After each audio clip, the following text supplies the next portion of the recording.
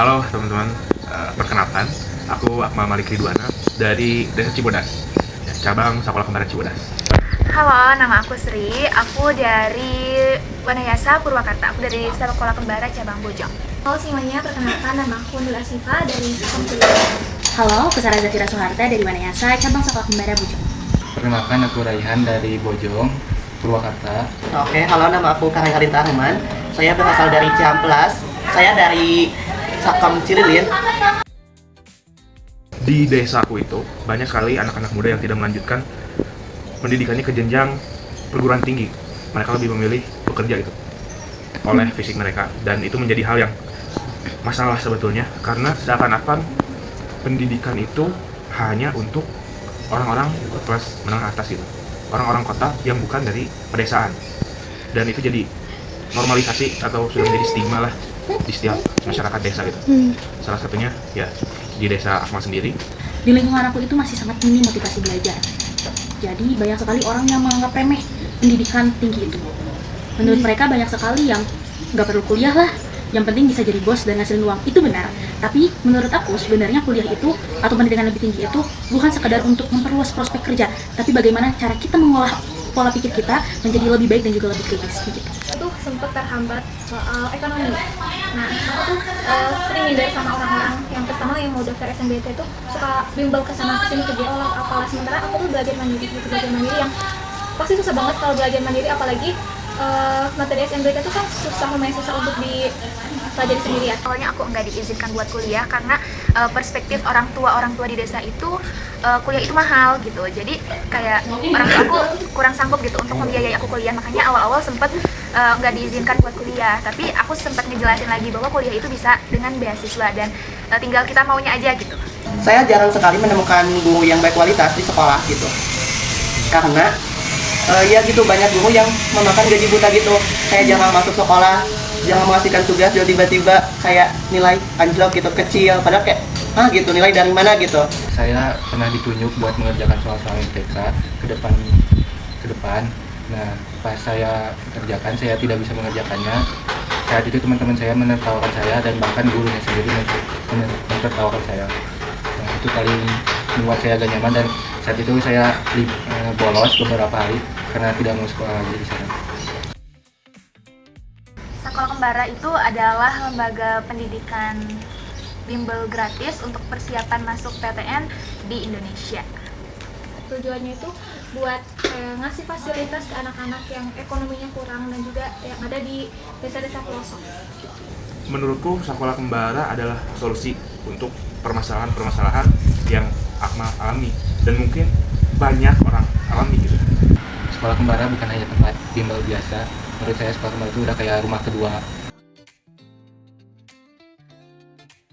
Untuk pembelajaran, Kak Syifa ini sudah sangat bagus ya, apalagi selalu dikaitkan dengan jurusannya yaitu psikologi, dan itu menarik banget buat Akmal. Mungkin untuk kedepannya bisa lebih interaktif lagi ya kan, dan ya lebih menjalin hubungan yang akrab gitu antara Kak Syifa sama siswa-siswa lain. Belajar sama Kak Syifa itu seru karena kita belajar lebih dalam lagi mengenai sosiologi, apalagi untuk aku dari jurusan IPA. Aku sangat terbantu dengan belajar sosiologi ini, mendapatkan wawasan baru yang belajarnya itu bukan cuma sekedar bahas soal, tapi juga kita belajar yang lebih jauhnya lagi. Pesannya, terus pertahanin semangatnya Kak Syifa, terus aku senang belajar sama Kak Syifa. Pesannya itu bisa lebih percaya diri lagi aja. Kalau kritik mungkin nggak ada ya, sama juga mungkin nggak ada. Pesan karena waktu belajar sama Kak Syifa tuh bener-bener seru banget. Aku yang biasanya ngantuk kalau belajar tuh kayak semangat banget gitu. Belajar sama teman-teman yang lain, terus kayak seru aja. Aku enjoy ngejalanin belajarnya gitu.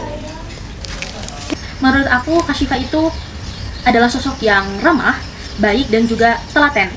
Sedangkan untuk pesan, saya ingin berpesan kepada Kak Syifa, terima kasih atas ilmu yang telah diberikan. Sedikit ilmu yang Kak Syifa berikan adalah hal yang sangat berarti untuk kita semua dan sangat bermanfaat untuk kita semua. Terima kasih. Kak Syifa itu mengajar bukan hanya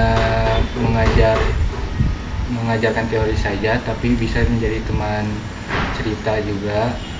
Dan Kak Syifa itu rela meluangkan waktunya walaupun bukan di jam pelajarannya untuk kita berkonsultasi apapun itu juga. Di interaktif lagi atau diperbanyak senyum atau bercanda dalam belajar, dalam sisi belajarnya, karena kita biar murid-murid itu pada rileks dan nyaman.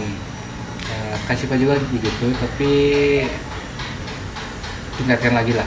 Kakak cukup menyenangkan, seru. Kakak itu bisa bertukar pikiran sama murid-muridnya gitu. Jadi nggak fokus terhadap kalau kunci jawabannya itu ya itu jawabannya gitu. Nggak kayak gitu. Kakak itu membuka kayak menerima apa opini dari orang-orang, karena kan sosiologi itu kayak sangat banyak opini gitu. Jadi kayak bingung. Udah kesannya itu. Kalau pesan dari saya mungkin kakak harus sehat-sehat terus terutama jadi volunteer lagi tahun depan supaya banyak anak-anak juga yang ngerasain sama kayak aku untuk mendapatkan volunteer yang yang bagus gitu seperti kakak. Kekurangannya dari ngajar dari kakak tadi, pas waktu saya nanya kayak apakah arti dari ini gitu, karena kan sosiologi itu ada bahasa-bahasa ilmiah gitu, kayak bahasa-bahasa istilah gitu. Jadi kayak aku nanya, kak apa arti ini, tapi kakak itu mungkin belum tahu. Terus kita sama-sama dari IPA kayak baru mengenal kata itu gitu. Nah dari kakak tuh kakak mencari tahu dulu. Nah jadi kayak aku tuh harus menunggu kakak mencari tahu dulu gitu. Jadi kayak gimana ya, mungkin itu sih. Kalau evaluasinya lebih disiapkan enggak sih, mungkin cukup banyak tugas juga kakak. Saya mengerti. Udah itu aja sih kak.